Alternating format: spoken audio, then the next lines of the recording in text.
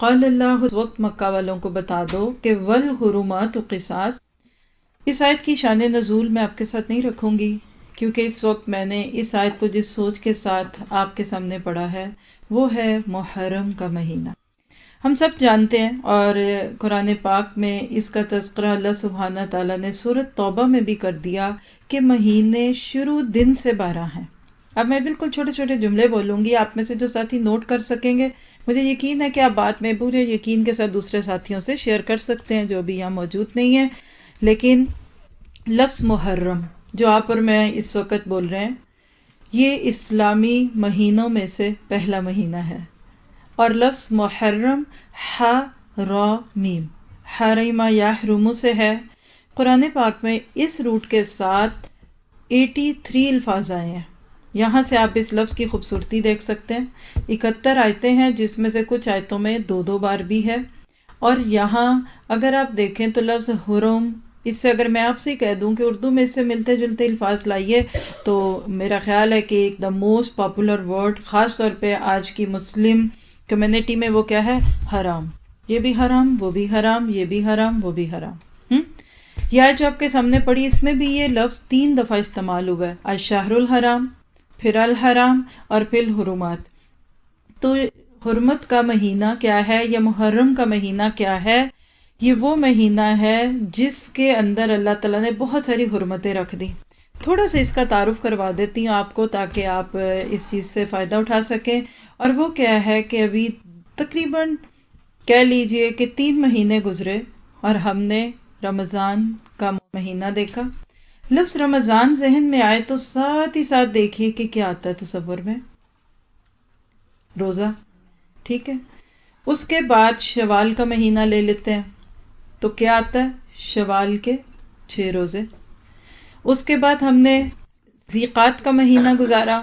ذیقات کے ساتھ ہی حج کی ایک قسم کی تیاریاں ذہنی طور پہ شروع ہوئی ہوتی ہیں.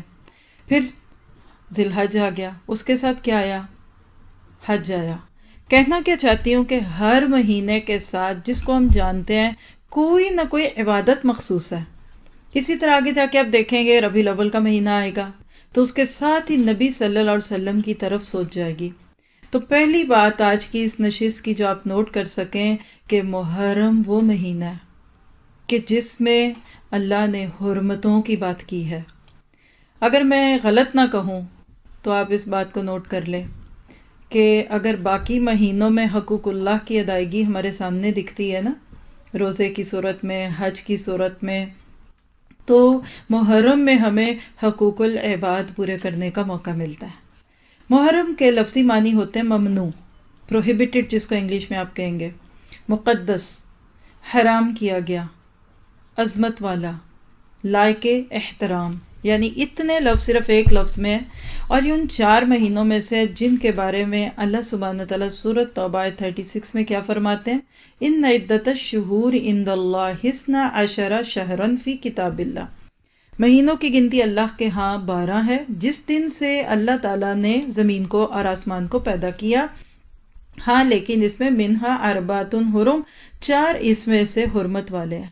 تو پہلی بات تو آپ میں سے کسی کے بچے نے اگر کبھی سوال کیا ہو اور آپ سوچے کہ ہم نے تو کبھی یہ نہیں پوچھا تھا بڑوں سے، تم کیوں پوچھتے ہو؟ تو کیا پتا چلا کہ ماما یہ 12 مہینے کیوں ہیں، 13 کیوں نہیں، 10 کیوں نہیں، اور یہ کس نے پہلی دفعہ شروع کیے؟ تو بعض دفعہ ہم گھبرا جاتے ہیں. تو آج آپ اس بات کا جواب دے سکتے ہیں کہ جب سے دنیا بنی ہے یہ 12 مہینے موجود ہیں. آپ ہر کیلنڈر دیکھیں، سولر، شمسی کیلنڈر، قمری کیلنڈر جس کو ہم اسلامی کیلنڈر کہتے ہیں، پنجابی کیلنڈر بھی ایک ہوتا ہے نا جس میں وہ ماغ اور پتہ نہیں وساکھ اور کچھ اس طرح کے نام. ہر مہینہ ہوتے 12 ہی ہیں. ٹھیک ہے، اور سارے مہینے جو بھی کوئی کسی انداز سے استعمال کرتا ہے وہ لفظ ٹھیک ہے.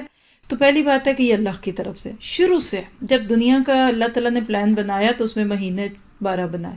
شروع سے لے کر اس میں 4 مہینے حرمت کے مقرر کیے گئے. وہ کون سے ہیں؟ ذیقات، ذی الحج اور محرم. یہ مسلسل 3 مہینے ہیں. یعنی اگر ہم اس وقت محرم کے بالکل کونے پہ کھڑے ہیں تو اس کے پیچھے 2 مہینے حرمت والے گزرے ہیں اور اب اگلا مہینہ محرم بھی حرمت والا ہوگا. اور یہ 3 مسلسل کیوں ہے اس کی حکمت بھی ایسی نوٹ کر لیں، ویسے آپ سب کو بہت پتا ہوگا لیکن پھر بھی.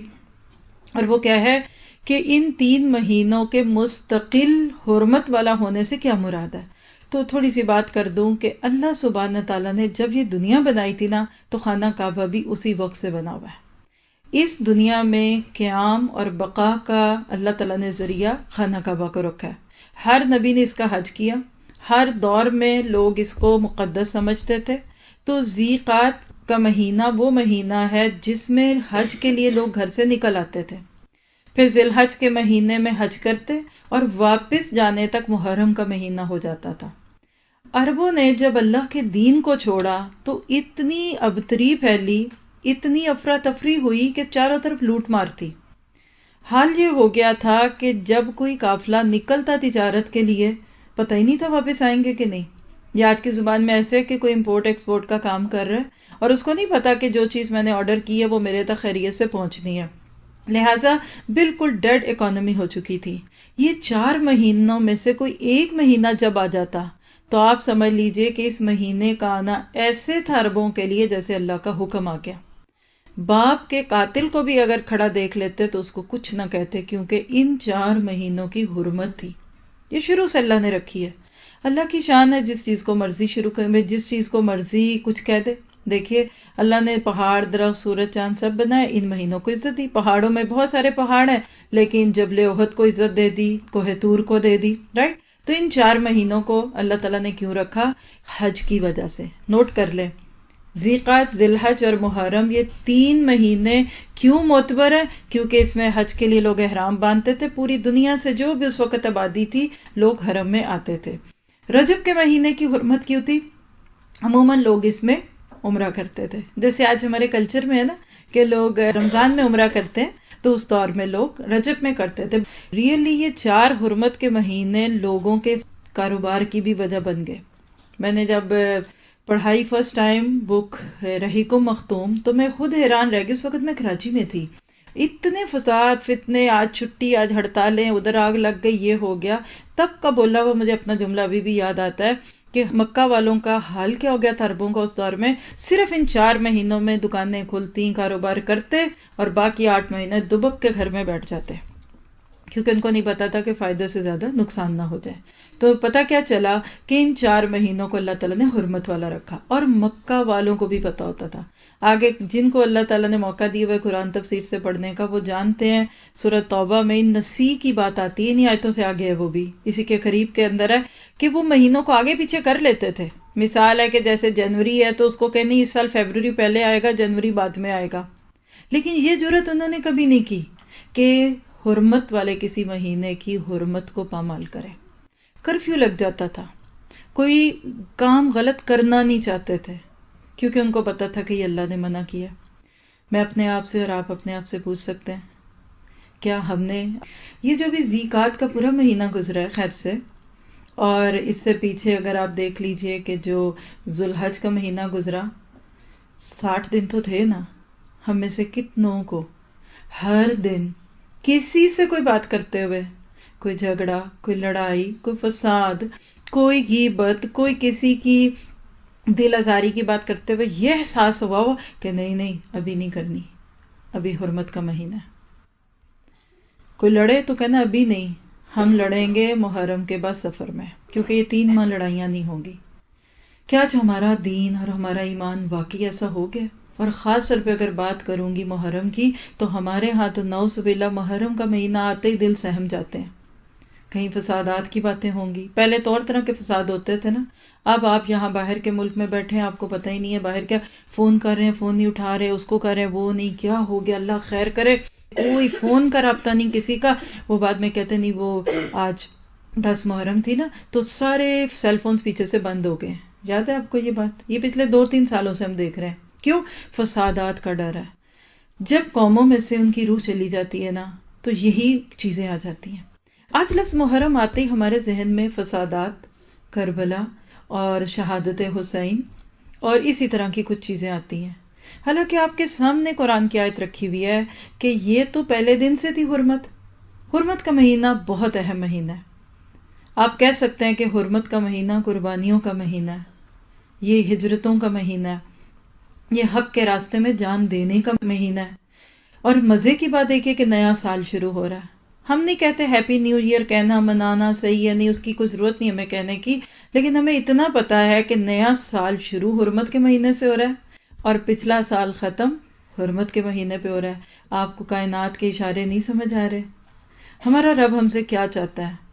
اللہ کے نبی صلی اللہ علیہ وسلم نے فرمایا کہ وہ مسلمان ہی نہیں جس کے ہاتھ اور زبان سے دوسرے مسلمان محفوظ نہیں ہے۔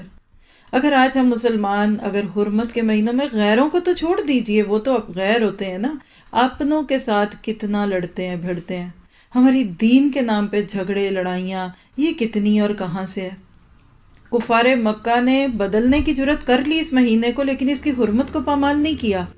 آج ہم مسلمان کے خاندانی جھگڑے چھوڑتے ہیں ان مہینوں میں؟ سیاسی جھگڑے ختم ہوئے؟ کیا آپ نے پچھلے 2 مہینے کے اخباروں میں یہ ہیڈ لائن پڑھی، کوئی سیاسی جماعت دوسری جماعت سے نہیں لڑے گی، کوئی مذہبی رہنما کسی دوسرے مذہبی رہنما کے خلاف بیان نہیں دے گا، ایک فرقے والا دوسرے فرقے والے کے خلاف کوئی بات نہیں کرے گا؟ تو گویا کہ یہ بات اپرووڈ ہے کہ ان کے پاس اس مہینے کی حرمت زیادہ تھی آج ہماری بغیر۔ ہر ایک کو اپنے آپ کو دیکھنے کی ضرورت ہوتی ہے۔ نبی صلی اللہ علیہ وسلم نے فرمایا، ابو داؤد، ترمذی اور نسائی کی روایت ہے، ابو ہریرہ اس کے راوی ہیں، کہ رمضان کے بعد سب سے افضل روزے محرم کے روزے ہیں، اور فرض نمازوں کے بعد سب سے افضل رات کی نماز تہجد ہے۔ یعنی محرم کے مہینے میں ابتدائی دنوں کی بھی بات آتی ہے، لیکن 9 اور 10 کے روزے کی بات آتی ہے۔ وہ میں آپ کو اینڈ پہ چیک لسٹ کے طور پہ ایک پریزنٹیشن بھی دکھاؤں گی انشاءاللہ، تو اس میں بھی ہم دیکھ لیں گے۔ لیکن یہ سمجھیے کہ محرم کا مہینہ کوئی خاص مہینہ ہے، اس کو اللہ نے اپنا مہینہ کہا ہے۔ اسی طرح حضرت علی رضی اللہ تعالیٰ عنہ سے ایک روایت ہے کہ ایک آدمی نے نبی صلی اللہ علیہ وسلم سے سوال کیا کہ رمضان کے بعد میں کس ماہ میں روزے رکھوں؟ تو آپ نے فرمایا کہ محرم کے روزے رکھ، کیونکہ وہ اللہ کا مہینہ ہے، اس میں اللہ تعالیٰ نے ایک قوم کی توبہ قبول کر لی اور ایک اور قوم کی توبہ قبول کرے گا۔ اب یہ آپ کا اشارہ تھا کس طرف؟ کیا خاص طور پہ اس کی 10 تاریخ جس کو عاشورہ محرم کہتے ہیں نا، اس دن روزہ رکھنا بہت ہی خوبصورت عمل ہے۔ صحیح احادیث سے یہ بات ثابت ہوتی ہے۔ یہ دن اللہ تعالیٰ کی برکات اور خصوصی رحمت کو سمیٹنے کا ہوتا ہے۔ حضرت عائشہ رضی اللہ تعالیٰ عنہ کی روایت ہے، صحیح مسلم میں، نمبر بھی لکھ لیں، خود جا کے پڑھ لیجئے گا، 2637 نمبر حدیث ہے۔ فرمایا کہ یام جاہلیت میں قریش عاشورے کے دن روزہ رکھتے تھے۔ عاشورہ اشر سے 10 مزے کی بات ذرا سا دیکھیے گا، رمضان کی آخری 10 راتیں، ذی الحج کے شروع کے 10 دن، اور اب پھر محرم کے 10 دن۔ یعنی یہ ایک ایسی نسبت ہے کہ جس کے ساتھ مجھے آپ کو بہت کچھ مل رہا ہے۔ تو فرمایا کہ عاشورے کے دن روزہ رکھتے تھے، پھر نبی صلی اللہ علیہ وسلم ہجرت مدینہ کر کے وہاں آئے تو صحابہ کو بھی روزہ رکھنے کا حکم دیا۔ البتہ جب ماہ رمضان کے روزے فرض ہوئے تو آپ نے کہا اب جو چاہے اس کا روزہ رکھے، جو چاہے چھوڑ دے۔ یعنی یہ بات سمجھ لیجئے کہ 10 محرم کا روزہ پہلے فرض تھا، جبکہ فرض روزے نہیں تھے، وہ بیچ کا دور چل رہا تھا نا، ٹرانزیکشن کا دور تھا۔ جب رمضان کے روزے فرض ہو گئے، پھر اس روزے کو اللہ کے نبی نے آپشنل کہہ دیا۔ اسی طرح صحیح مسلم کی ایک اور روایت نوٹ کریں گے، 2746 نمبر ہے، ابو قتادہ اس کے راوی ہیں، فرمایا کہ سیام یوم عاشورہ احتسب علی اللہ ان یکفر السنۃ التی قبلہ، میں سمجھتا ہوں کہ اللہ تعالیٰ عاشورے کے دن کے روزے کے بدلے گزشتہ ایک سال کے گناہ معاف کر دے گا۔ اچھا، ہمارے ارد گرد تو کچھ اور ہی ہوتا ہے۔ مسلمانوں کے کلچر میں دیکھیے کہ عموماً اس دن لوگ سویلیں لگاتے، شربت پلاتے، کھانے بانٹتے، حلیم پکتی، حالانکہ یہ روزہ رکھنے کا دن ہے، اس کا اجر بہت سارا ہے۔ ایک اور روایت ابو قتادہ سے، وہ بھی 2747 ہے، فرمایا کہ عاشورے کے دن کے روزے میں پوچھا گیا تو فرمایا یہ پچھلے 1 سال کے گناہوں کا کفارہ ہے۔ اتنی حدیثوں کا آنا کیا بتاتا ہے کہ سم تھنگ از اسپیشل۔ حضرت ابن عباس رضی اللہ تعالیٰ عنہ کہتے ہیں کہ جب نبی صلی اللہ علیہ وسلم مدینہ تشریف لائے تو یہود کو دیکھا کہ وہ روزہ رکھتے ہیں عاشورے کا۔ آپ نے پوچھا بھئی تم کیوں اس دن روزہ رکھتے ہو؟ تو انہوں نے کہا یہ دن بڑی عظمت والا ہے، کیونکہ اس دن اللہ تعالیٰ نے حضرت موسیٰ اور ان کی قوم کو نجات دی تھی اور فرعون اور اس کی قوم کو غرق کیا۔ تو آپ نے فرمایا کہ موسیٰ سے تو تمہاری نسبت ہم زیادہ تعلق رکھتے ہیں، کیونکہ ہم وہی سیم مشن پہ جو ان کا تھا، اور اسی لیے فرمایا کہ آپ نے کہا کہ میں خود بھی رکھوں گا۔ آپ نے صحابہ کو کہا روزہ رکھنے کو اور خود بھی رکھا۔ یہ صحیح مسلم کی روایت ہے 2658 نمبر کی، بلکہ ایک روایت میں آتا ہے کہ آپ نے کہا کہ اگلے سال میں یہود کی مماثلت سے بچتے ہوئے 10 کے ساتھ 9 کا روزہ بھی ملاؤں گا۔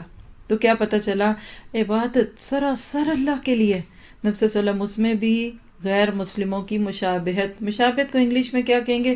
اسیمیلیٹ ہونا، ان کو کاپی کرنا، اس کو پسند نہ کیا تو باقی چیزوں میں کیا ہوگا؟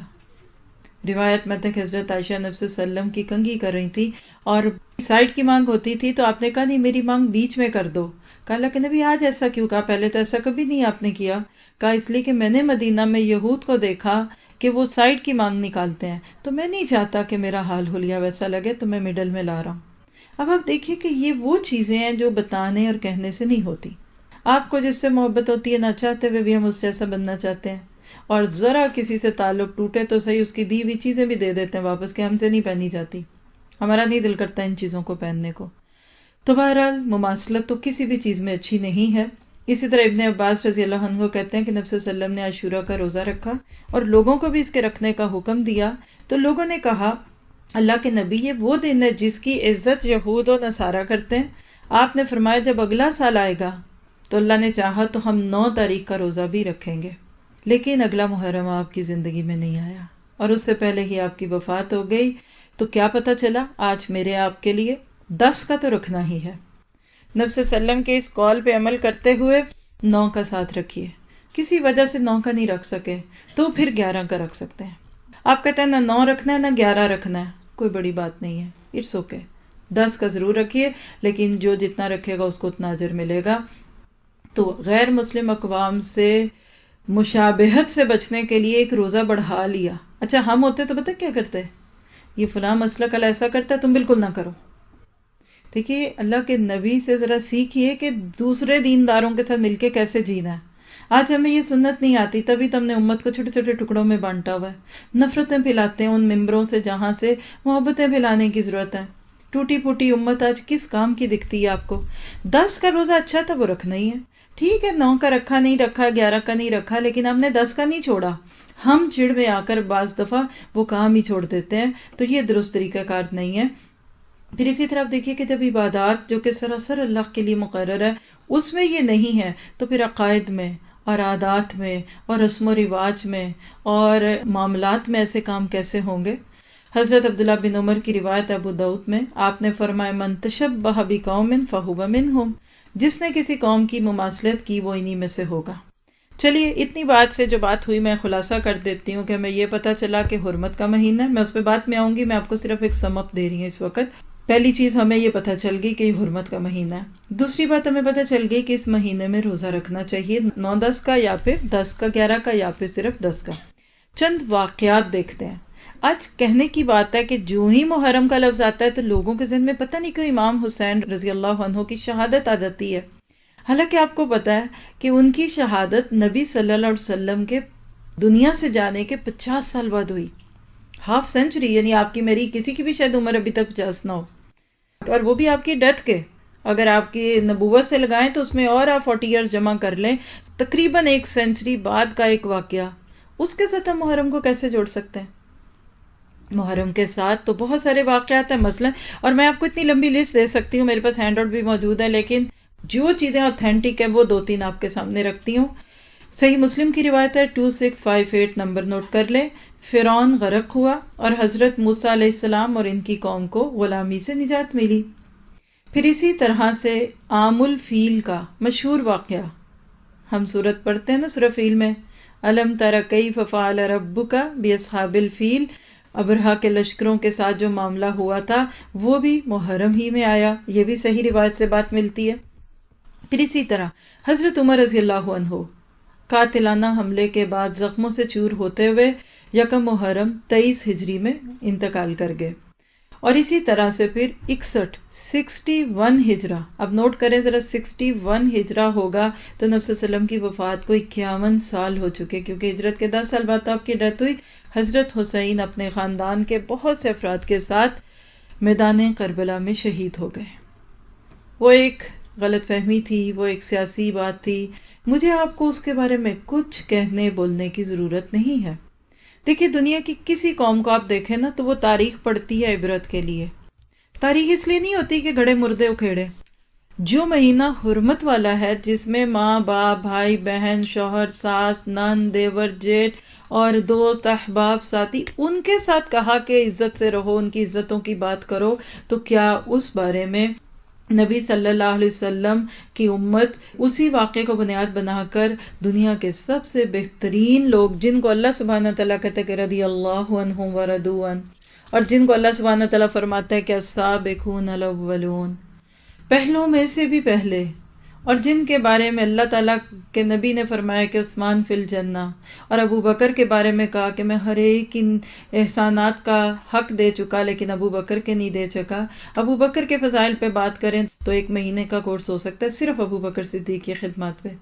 چاروں خلفاء پڑھاؤں آپ کو تو 4 مہینے چاہیے، ایک مہینے میں کم از کم ایک خلیفہ کی قربانیاں اور ان کی زندگی کا۔ تو کیا مجھے آپ کو حق پہنچتا؟ کیا ہم ان کے بارے میں بات کریں؟ دیکھیے، دادی نے ماں پہ آپ کی ظلم کیا تھا نا اگر اپنی جوانی کے دور میں، تو اب دادی کے دنیا سے جانے کے بعد اچھی مائیں اپنے بچوں کو کیا کہتی ہیں؟ تمہیں کوئی ضرورت نہیں ہے اس کے بارے میں بات کرنے کی، دادی تھی چلی گئی، بس ان کے لیے دعا کرو۔ کیا ہم اپنے خاندان کے قریبی بزرگوں کی برائیاں کرتے ہیں ان کے جانے کے بعد؟ دوسری بات آپ دیکھیے، کیا وہ حق پہ تھے یا باطل پہ تھے؟ اللہ تعالیٰ میرے آپ سے اس کا فیصلہ کرائے گا۔ ہم کہاں کی کھیت کی مولیاں ہم اپنے دامن میں دیکھیں تو شرمندہ ہو جائیں۔ کیا ہم ایسے پیارے صحابہ کرام کی زندگیوں پہ بات کریں یا سنیں گے؟ نہیں۔ تلک امۃ قد خلت، وہ ایک امت ہی چلی گئی، اللہ کہتے لہا ما کسبت ولکم ما کسبتم، وہ جو کر چکے وہ کر چکے۔ اللہ کے نبی نے فرمایا کہ بعد والے لوگ احد پہاڑ کے برابر بھی صدقہ کریں گے، تو میرے صحابہ کے ایک مد، یعنی ایک مٹھی کہہ لیجئے، ایک مد صدقے کا اجر اور اس کی اہمیت اس سے زیادہ ہوگی۔ کیوں؟ صحابہ نے تو دین کو اس وقت سہارا دیا جب دین لڑکھڑا رہا تھا۔ صحابہ کرام تو وہ کندھا بنے کہ جنہوں نے اللہ کے نبی صلی اللہ علیہ وسلم کو ایسے ساتھ دیا، سہارا دیا کہ صحابہ نہ ہوتے تو اللہ کے نبی صلی اللہ علیہ وسلم کیسے یہ کام کرتے۔ سورہ فتح کی آخری آیتیں پڑھ لیجئے، محمد رسول اللہ والذین آمنوا معہ شدۃ علی الکفار ورحماء بینہم۔ کتنا خراج تحسین اللہ تعالیٰ پیش کرتا ہے کہ یہ تو وہ کھیتی تھی زمین پہ اگی۔ اور میں نے اپنی تفسیر کی کلاسوں میں یہ بات بہت دفعہ کہی کہ نبی سارے ہی حق پہ تھے، لیکن موسیٰ علیہ السلام جیسے اور عیسیٰ علیہ السلام جیسے نبی بھی اپنے دور میں دین کو نافذ نہیں کر سکے۔ تبلیغ اور چیز ہوتی ہے، نفاذ اور ہے۔ آج بھی ہم نفاذ تک تو پہنچے ہی نہیں، ابھی تو تبلیغ بھی ہماری نہیں پوری ہوئی۔ بہرحال لیکن نبی صلی اللہ علیہ وسلم اتنے تھوڑے ریسورسز کی باوجود کیوں اسلام کو نافذ کر کے ایک اسٹیبلشڈ ریاست مدینہ کی چھوڑ کے گئے کہ جس کے 2 سال بعد ابو بکر اور 10 سال تک عمر فاروق دنیا کے اس وقت کے 1/3 حصے پہ اسلام کا نقشہ دکھا سکے؟ اس کی وجہ اچھے ساتھی تھے۔ اور میں آپ کو یقین سے کہہ سکتی ہوں نبی صلی اللہ علیہ وسلم کی اس حدیث پر بات کرتے ہوئے کہ من لم یشکر الناس لم یشکر اللہ، جس نے بندوں کا شکریہ ادا نہیں کیا نا، اس نے اللہ کا بھی شکریہ ادا نہیں کیا۔ میں اس بات کی گواہی دے سکتی ہوں، مختلف جگہ، پوری دنیا نہ بھی کہوں مبالغہ ہوگا، جہاں جہاں اردو زبان بولنے والے موجود ہیں وہاں وہاں الحمدللہ لوگوں کی چاہت ہوتی ہے، دین کے کام ہوں، یہاں اسکول بنے، یہاں ادارے بنے۔ لیکن میں اپنے تجربے سے آپ کو بتاؤں گی کہ یہ مخلص ساتھیوں کی ساتھ کے ساتھ ممکن ہوتا ہے۔ آج بھی جس جگہ آپ بیٹھے ہیں نا، یہ واللہ اللہ کا انعام بھی ہے اور ہمارے ان مخلص ساتھیوں کی قربانیوں کا نتیجہ آپ دیکھ رہے ہیں کہ اللہ تعالیٰ بس ہمیں خیر پہ رکھے۔ کچھ نہیں ابھی کیا، لیکن یہ پورے یقین سے کہہ سکتی ہوں کہ جو بھی اسکول میں اس نور القرآن کے انڈر، یہاں نہیں پوری دنیا میں ورلڈ وائڈ جو کچھ ہو رہا ہے نا، یہ واللہ اللہ کی مدد کے بعد اچھے ساتھیوں کی وجہ سے ہو رہا ہے۔ حضرت عیسیٰ کا قول ہے قرآن میں سورہ صف میں پڑھے، من انصاری اللہ، کون اللہ کے راستے میں میرا مددگار؟ تو کنہوں نے کہا تھا کہ نحن انصار اللہ، جنہوں کو اللہ نے اتنے ٹائٹل دے دیے۔ جہاں جاؤں لوگ روتے ہیں، کچھ کریں، کچھ بتائیں، کیسے کریں، کیا کریں۔ بس آپ جو کر رہے ہیں یہ کام ہی اچھا، یہی ٹھیک ہے۔ پہلے آپ قرآن پڑھیں، پہلے آپ کا تزکیہ ہو، آپ کی تربیت ہو۔ کون سا آسمان اور کون سی زمین ہے جہاں لوگ قرآن کے لیے اتنی خدمت کریں جتنی اپنے گھر والوں کی کرتے ہیں؟ یہ صرف قرآن۔ آج ہم دیندار لوگ صرف سارے جھگڑے اور اختلافات اور سائیڈ ایشوز چھوڑ کے نا امت کو قرآن پڑھنے پہ لگے ہوتے نا، پھر ہمیں چندے نہیں مانگنے پڑتے، پھر ہمیں ڈونیشنز کی کال نہیں کرنی پڑتی، پھر والنٹیئرز کو ڈھونڈنا نہیں پڑتا، بلکہ لوگ آپ سے پوچھتے ہیں کہ یسألونک ماذا ينفقون۔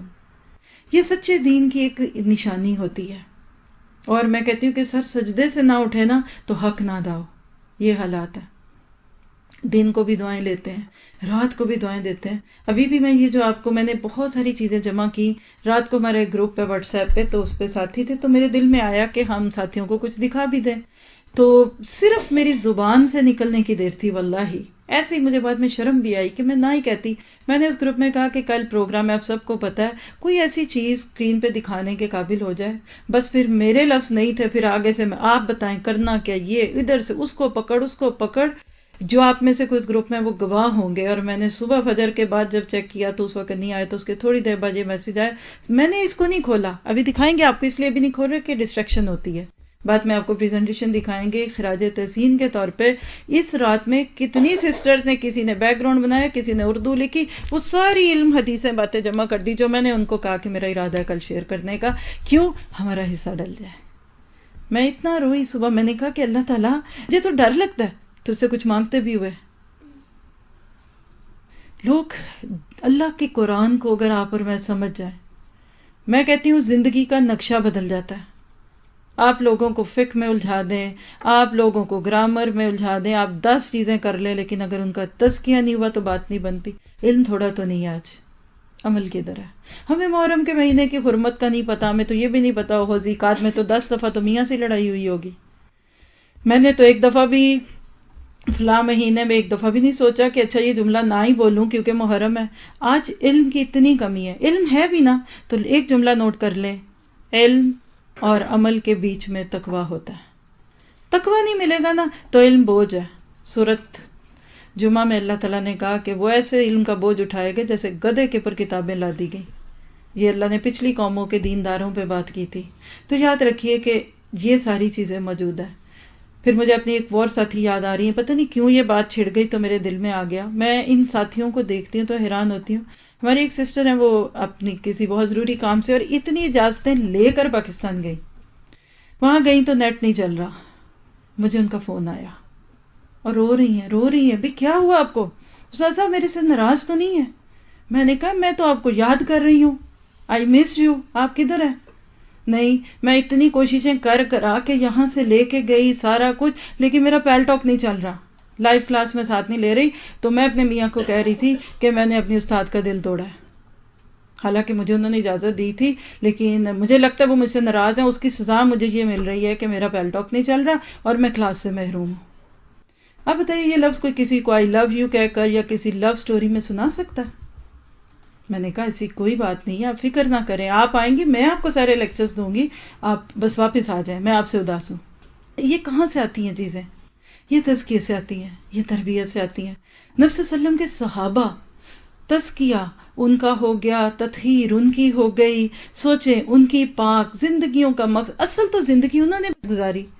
آپ اور میں جس چیز کو دیکھتے ہیں تو یہ صحابہ کو گالیاں دینے کا مہینہ نہیں ہے. کچھ نہیں کہہ سکتے تو خاموش تو رہیں. نہ سننا ہے، نہ کہنا ہے، نہ بولنا ہے. جو کہتے ہیں وہ غلط فہمیوں سے کہتے ہیں، ان کو ان کے حال پہ ڈال دیں.